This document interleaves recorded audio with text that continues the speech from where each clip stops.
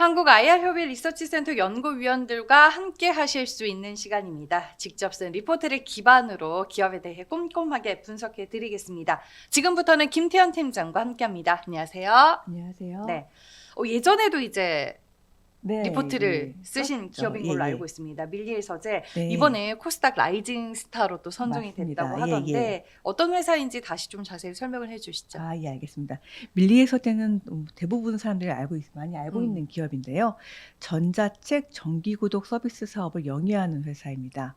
동사는 이제 구독형 독서 플랫폼인 밀리의 서재를 통해서 고객들에게 전자책과 관련된 멀티미디어 콘텐츠를 제공하고 있는데요. 동사가 제공하는 멀티미디어 콘텐츠로는 오디오북, 오디오 드라마, 챗북, 시네마북, 오브제북, 도스트북이 있고요. 올해 2월 말 기준으로 봤을 때 보유 콘텐츠 수는 약 20만 건 정도가 있습니다. 동사는 전자책 구독 서비스 외에도 밀리로드라고 해서 창작 플랫폼을 운영을 하고 있고요. 2024년 말 기준으로 봤을 때 실 구독자 수는 한 86만 명 정도 된다라고 보시면 되겠습니다. 동사는 이제 채널별로 다양한 판매 전략을 구사를 하고 있는데요.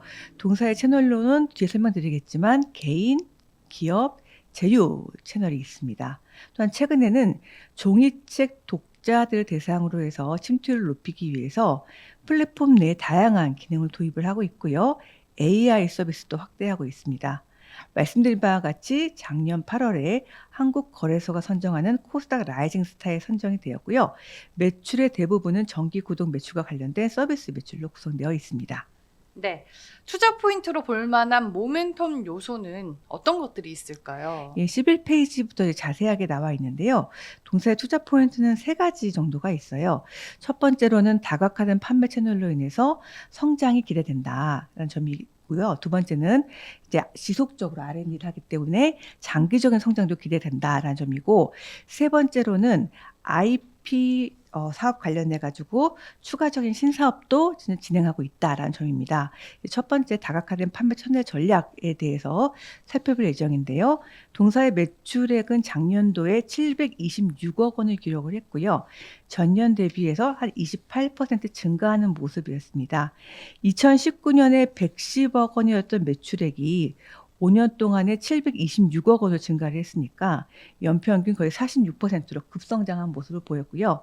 이와 같은 매출의 급성장은 초기 단계의 구독형 독서 플랫폼 시장에서 동사가 리딩 회사로 자리매김할 뿐만 아니라 동사의 다각화된 판매 전략도 유효했다라고 보고 있습니다.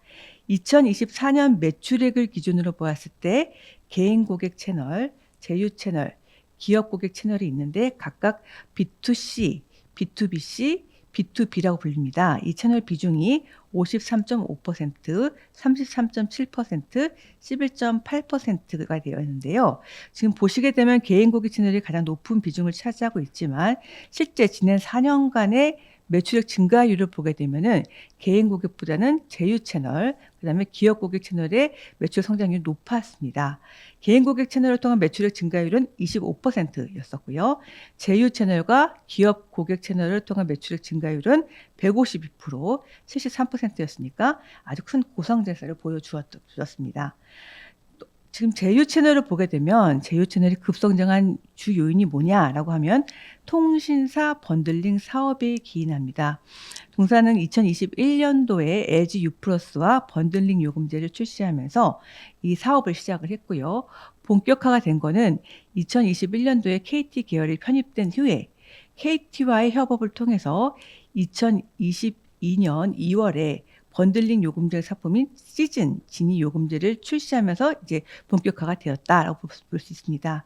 이 상품은 뭐냐면 KT를 통해서 9만 원 이상의 고가 요금제에 서비스 이용권을 결합시켜서 판매하는 상품으로 KT의 특정 고가 요금제 가입자의 경우에는 밀리의 서재 구독 권한을 자동적으로 생성되는 이런 서비스였습니다.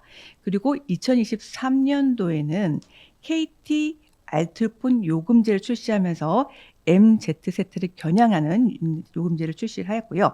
작년도 같은 경우에는 KT 요금 체계를 티빙, 지니, 밀리 초이스 요금제를 변경을 했는데 이거는 기존의 티빙 지니 요금제와 티빙 밀리 요금제를 합친 것으로서 밀리 서재 입장에서는 티빙 진위 가입자가 추가되는 효과를 주었습니다. 이와 같은 통신사 번들링 사업을 시작한 이후에 이 제휴 채널을 통해서 실구독자 수는 14배 성장을 했습니다. 이 동사의 그 두 번째 채널은 이제 기업 고객 채널인데요. 대기업 시장을 중심으로 성장을 해왔습니다. 2022년도와 2023년도에 삼성전자, 그다음에 LG전자, 그다음에 현대자동차 등이 고객으로 확보하면서 가입자가 굉장히 많이 늘었고요. 작년도 같은 경우에는 교육청 쪽에서 서비스 제공 인원이 굉장히 많이 증가하면서 이제 매출액이 증가하는 모습을 보여주었습니다. 현재 동사의 대기업과 공기업, 관공서 등의 고객사는 한 200개 정도가 확보하고 있고요. 올해 목표는 100대 기업 내 타 그룹으로서의 서비스 확대가 동사의 목표다라고 볼 수가 있겠습니다. 동사의 두 번째 투자 포인트는 지속적인 R&D를 통해 가지고 고객을 확장할 수 있다라는 이 기대감인데요. 이는 동사의 장기 성장세를 유지하게 하는 요인에서 굉장히 중요합니다. 동사는 이 지속적인 성장을 위해서 고객 저변 확대를 추구하고 있는데 동사가 지금 현재 상황에서 타겟하고 있는 고객은 누구냐면 전자책을 이용하지 않고 종이책만 있는 독자인데요. 한 400만 명에서 500만 명으로 추산하고 있습니다. 이 두 그룹으로 나눴어요. 첫 번째 그룹은 자기 개발 니즈가 있고 심화된 독서 경험을 원하는 독자가 있고요. 두 번째 그룹은 독서가 필요하다고 느끼고 있지만 독서가 너무 어렵다. 그래서 독서하기 힘들다. 이런 독자를 구분을 해서 기술 개발을 통해서 이 니즈를 충족하고자 노력하고 있습니다. 우선 자기 개발 니즈가 있고 심화된 이제 독서 경험을 원하는 독자를 위해서는 작년에 이제 필기 모드를 제공하기 시작했어요. 필기 모드는 기존의 낙서 모드와는 달리 기록도 할 수 있고 이 기록이 저장도 가능해서 읽다가 중간에 그만두고 다음에 읽을 때 자신이 적은 이 낙서가 아닌 이 필기도 보면서 공부를 할 수 있는 이런 독서를 경험을 할 수가 있고요. 두 번째로는 독서가 필요하지만 독서가 어렵다고 느끼는 고객을 위해서는 AI 서비스를 늘리고 있습니다.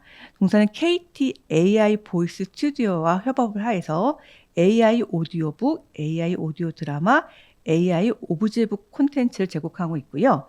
작년 7월부터는 밀리 페어링을 제공하고 있는데 이게 뭐냐면 AI TTS, 텍스트 투 스피치를 이용해서 전자책, 그다음에 종이책과 오디오 요 세 가지를 이제 통해서 다양한 콘텐츠 포맷과 디바이스를 넘나들면서 구독자가 있던 위치에서 끊김없이 독서가 가능한 이러한 서비스를 제공하고 있습니다. 그리고 또한 작년부터 페르소나 챗봇 독서 형태로서 AI 대화형 독서 서비스를 제공하고 있습니다. 이와 같은 서비스는 시장에 어떤 기대를 불러일으키고 있느냐라고 하면 구독료 인상 기대를 가지고 있습니다. 동사는 지난 7, 8년 동안 월에 9,900원의 구독 요금을 유지해 왔는데요. 반면에 2023년도 그리고 작년도에 주요 플랫폼들은 서비스에 대한 요금을 많이 인상을 했고요. 물가도 많이 상승한 상황입니다. 또한 직접적으로 보게 되면 동사가 작년 12월에 출판사들이 신간 콘텐츠에 대해서 정산료를 인상을 했고요. 동사가 제공하고 있는 AI 서비스는 외부 엔진을 사용하고 있기 때문에 이와 관련 비용도 굉장히 많이 증가했습니다. 이러한 점이 동사의 향후의 구독료 인상에 대한 타당성을 제공해 줄 수 있다라고 보고 있습니다. 마지막 세 번째 투자 포인트는 이 IP, 지적재산권 사업으로서 확장 기대인데요. 이거는 지금 두 가지 갈래로 이루어지고 있습니다. 첫 번째는 출간 플랫폼이자 아까 창작 플랫폼인 밀리로드를 통해서 이루어지고 있고요. KT그룹 내 계열사와의 협업을 통해서 이루어지고 있는데 아직은 2023년부터 시작을 했기 때문에 초기 단계다라고 볼 수가 있겠습니다. 네, 세 가지의 투자 포인트들 정리를 해주셨습니다. 그러면 이러한 내용들을 기반으로 올해 실적은 어떻게 추정해 볼 수 있을까요? 예, 올해도 매출은 좀 잘 나올 것으로 예상을 하고 있고요. 영업이익률은 작년에 영업이익률이 재작년 대비 떨어졌는데 올해도 영업이익률은 좀 하락할 수 있다라고 보고 있습니다. 매출액은 899억 원으로 한 24% 정도 증가할 것으로 보고 있는 이유는 뭐냐면 동사가 이제 AI를 활용한 서비스 등 고객 저변을 넓히기 위해서 연구개발 지속적으로 하고 있고 마케팅 또한 굉장히 적극적으로 하고 있습니다. 그리고 두 번째로는 채널별 맞춤 전략을 계속 유지하고 있고요. KT와의 협업을 통해서 20%대의 성장률은 충분히 유지 가능하지 않을까라고 보고 있습니다. 또한 올해 기대되고 있는 점은 기업 고객 채널을 통해서 기존의 삼성, 현대, LG뿐만 아니라 타 그룹으로 서비스 확대 전략을 하면서 매출의 증가율이 굉장히 높게 나올 수 있지 않을까 이렇게 기대하고 있습니다. 영업이익률은 전년 대비해서 한 0.3%포인트 정도 하락할 전망입니다. 이 고성장세를 유지하기 위해서 동사가 들이고 있는 비용들, R&D 비용, 인건비 증가를 감안하고 그다음에 적극적으로 마케팅을 펼치고 있기 때문에 광고 선전비, 그다음에 신사업 영역 확장 시도에 관련된 비용을 감안하면 이게 매출액 증가에 따른 영업 레버리지 효과를 반감시킬 수 있다라고 보고 있습니다. 다만 올해 구독률 인상이 이루어진다면 매출액 증가와 추가적인 영업이익률 개선 요인이 될 수 있다라고 보고 있습니다. 알겠습니다. 이어서 밸류에이션도 따져보겠습니다. 현재 주가가 놓여 있는 위치 어느 정도일까요? 네, 동사는 지금 밸류에이션으로 보면 굉장히 하단에 위치해 있어요. 2025년 예상 PER이 지금 7.8배 정도인데 2023년 이후에 동사가 주가의 PBR 밴드가 7.6배에서 28.0배 사이에서 움직였다는 점을 감안을 하면 현재는 밸류에이션 하단에 위치해 있다. 이게 PER뿐만 아니라 PBR과 PSR 측면에서도 밸류에이션 하단에 움직이고 있다라고 보고 있습니다. 마지막으로 투자자분들이 참고할 만한 리스크 요인 무엇이 있을까요? 예, 동사의 가장 큰 리스크 요인은 독서 인구가 감소하고 있다 이건데요. 지금 다 아시다시피 스마트폰, 그다음에 태블릿 등의 디지털 기기가 굉장히 보편화되어 있고요. 그다음에 사람들이 정보를 이제 취득을 할 때 책보다는 인터넷이나 맞아요. AI를 통해서 정보를 취득하고 있기 때문에 독서 인구가 감소하고 있습니다.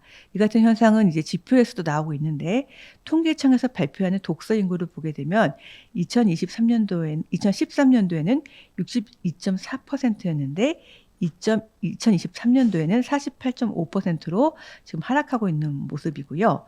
또한 고령화가 빠르게 진행되는 것도 동사에는 굉장히 좀 안 좋은 요소입니다. 왜냐하면 40대의 독서 인구는 58.7%인 반면에 50대, 60대 이상으로 가면 그게 46.9%, 29.2%로 급감하는 모습을 보여주고 있거든요. 이것은 신체적인 제약과 인지 기능 저하 등에 따른 자연적인 현상이기 때문에 이거를 감안하면 독서 인구 감소 우려는 동사의 리스크 요인이 될 수 있다라고 보고 있습니다. 하지만 그래도 많은 분들이 또 다양한 기기나 플랫폼을 활용해서 또 다양한 방식으로 독서를 즐기고 있으니까 네. 이러한 리스크 요인도 극복이 가능한 하나의 부분이 되지 않을까 싶습니다. 네, 맞습니다. 말씀하신 것처럼 오디오북이라던가 맞아요. 동사가 요즘 많이 하고 있죠. 예. 네, 밀리의 서재에 대해서 알아봤고요. 지금까지 김태현 팀장과 함께했습니다. 고맙습니다. 감사합니다.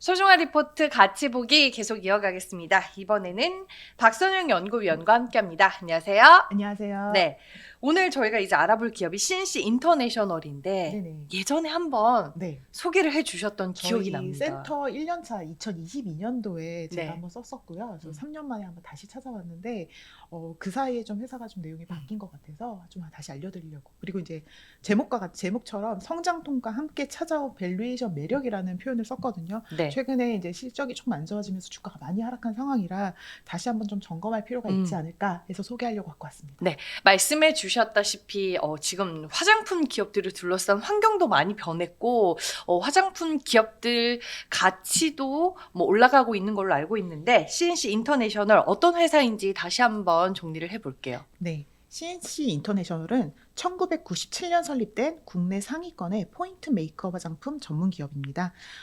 그 2010년도에 깎아 쓰는 펜슬형 아이라이너, 그리고 2017년에 립 제품인 벨벳 틴트 출시 같은 것을 통해 독보적인 제품 기획력으로 유행을 주도하는 회사로 알려지기 시작했고요. 최근에도 그 독자적인 원천 기술을 확보한 제형을 기반으로 시장 트렌드 변화에 빠르게 대응할 수 있는 제품을 개발하여 브랜드사에 공급을 하고 있습니다.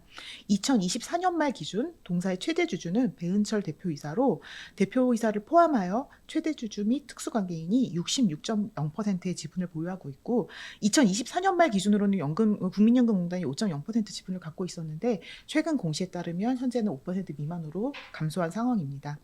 제품에 대해서 조금 더 말씀을 드리겠습니다. 동사는 2024년 연결 매출의 2,829억 원 기준으로 제품별 매출 비중으로는 립 68.5%, 아이 15.6% 등으로 립하고 아이 그렇게 포인트 메이크업 전문 회사로 보시면 될 것 같고요.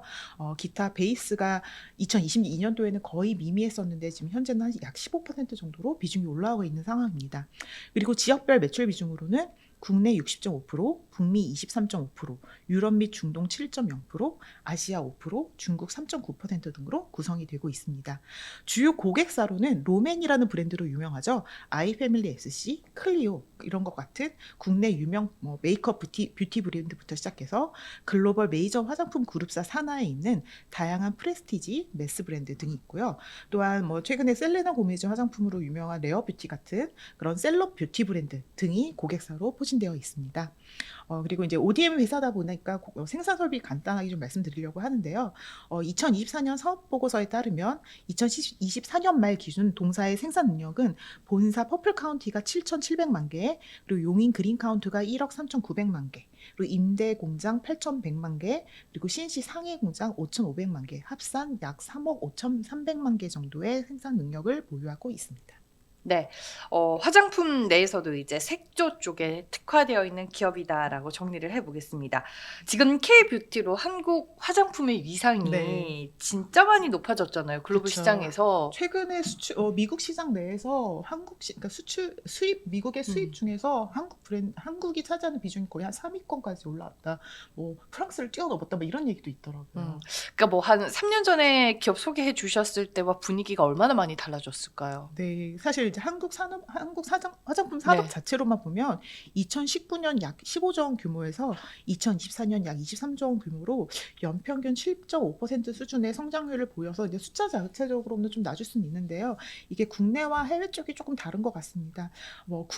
국내는 사실 소비 여력이 요새 좀 감소하고 있는 이런 내수 시장의 성장률 둔화가 좀 있는 반면 한국의 화장품 수출 시장은 굉장히 괄목할 만한 성장을 나타내고 있고요. 실제 2024년 작년에는 한국 화장품 산업 역사상 최초로 수출 100억 달러를 돌파한 102억 달러 규모를 기록을 하며 2019년부터 최근까지 연평균 9.4%의 성장세를 기록을 하고 있습니다. 특히 좀 주목할 부분은 과거에는 한국 화장품이 수출을 한다. 그러면 대부분이 중국을 차지를 했었는데요. 요새는 중국 비중이 감소하고 있고 미국, 일본, 유럽과 같은 메이저 국가로의 수출 비중이 굉장히 커지고 있다라는 부분이 주목할 내용인 것 같습니다. 그리고 자세한 내용은 사실 거의 설명 안 드려도 다 아시는 내용이라 한국 화장품 같은 경우에 2025년에도 당연히 높은 성장세를 이어갈 것으로 보고 있고요.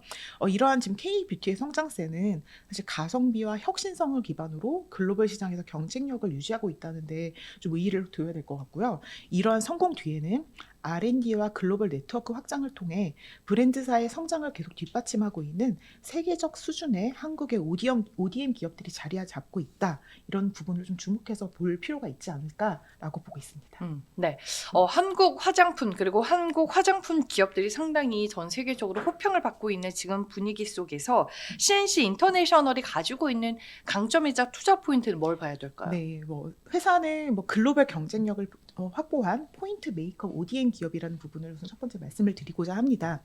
최근에 화장품 산업은 트렌드 변화가 굉장히 빠르게 나타나고 있습니다. 히트 상품의 수명 주기도 과거 대비 굉장히 짧아지고 있는 추세이고요. 그러다 보니 이제 화장품 브랜드 회사들은 이러한 변화 추세에 맞춰서 지속적으로 다양한 신제품을 계속해서 출시를 통해서 이 트렌드를 놓치지 않기 위해서 굉장히 노력을 많이 하고 있습니다.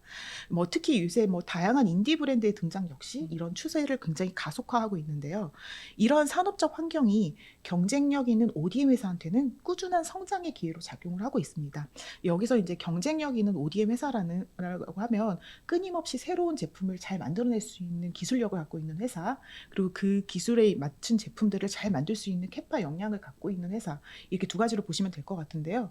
동사 같은 경우에는 시장 유행을 주도하는 포인트 메이크업 출시를 통해서 이미 성장을 해온 회사입니다. 2015년도에 매출액 246억 원에서 2024 2024년 2,829억 원으로 9년간 연평균 31.2%의 높은 매출 성장세를 달성을 해왔는데요. 2022년도에도 여성분들은 굉장히 잘 아시는데 립퐁듀라는 제품이 제형이 나왔었어요. 이런 제품을 글로벌 럭셔리 화장품 브랜드의 제품을 런칭할 정도로 기술력을 인정을 받고 있습니다.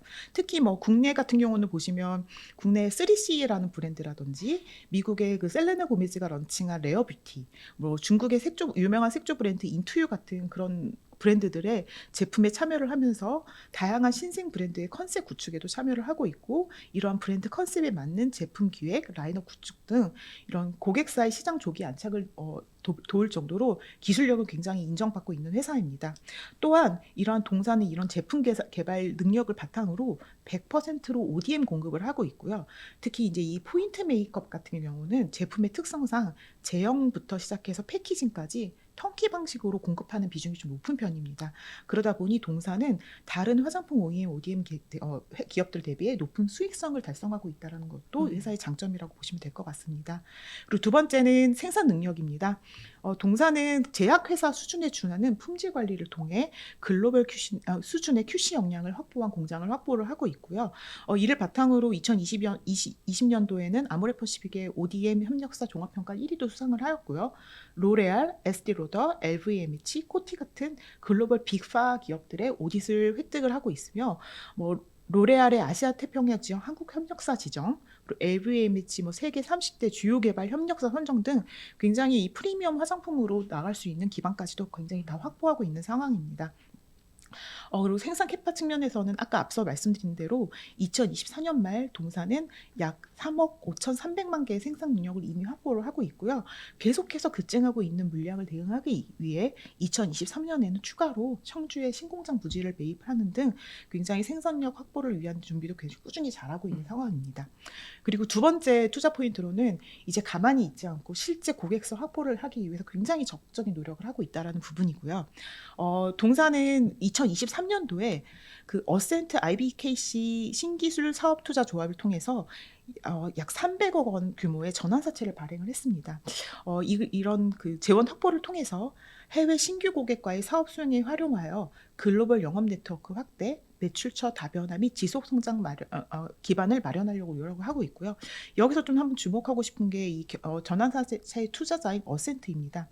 어센트는 미국의 록펠러 캐피탈, 중국의 CICC 등 글로벌 파트너사를 보유하고 있고, 이 어센트와의 협업을 통해서 동사는 미국, 중국을 포함한 해외 시장을 전국 공략할 수 있을 것으로 좀 기대하고 있습니다. 또한 실제 작년 말이었죠. 어센트가 영국계 사모펀드인 원럭셔리 그룹과 함께 화장품 기업인 휴먼레이스에 투자를 집행을 하였는데요. 동사는 이 휴먼레이스 투자를 위한 SPC의 지분을 참여함에 따라서 이 SPC의 이 휴먼레이스의 투자뿐만 아니라 휴먼레이스의 제품 기획과 개발에도 참여를 할 예정입니다. 이를 바탕으로 당연히 투자 수익 외에도 제품 공급을 통한 매출 성장도 기대해 볼 수 있지 않을까라고 보고 있고요. 또 한 가지는 이 휴먼레이스에 같이 투자한 이 영국의 사모펀드 원 럭셔리 그룹인데요. 이 원 럭셔리 그룹 자체가 2016년에도 세계적인 메이크업 아티스트 브랜드인 펜 매그레스 랩스라는 그 기업의 투자 외에도 지금 최근 셀럽뷰티로 되게 많이 알려진 아리아나 그란데의 램뷰티, 헤일리 비버의 로드, 이런 회사 셀럽뷰티 브랜드에 굉장히 핵심적인 역할을 수행한 걸로 굉장히 알려져 있습니다.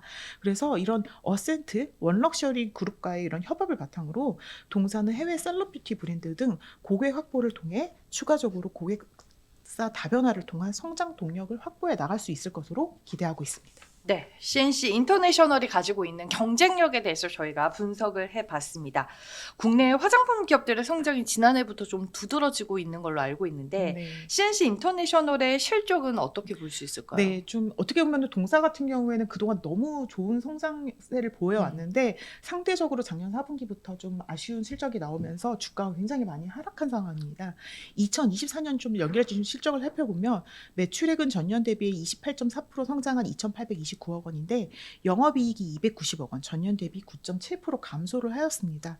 이게 실제 3분기까지 누적 매출액은 전년 동기 대비 한 44.2% 높은 성장세를 이어왔으나 4분기가 매출액 563억 원으로 전년 동기 대비 10.8% 감소하였는데요. 이는 2021년 동사가 상장 이래 처음으로 분기 매출액이 전년 동기 대비 감소한 숫자라고 보시면 될 것 같습니다.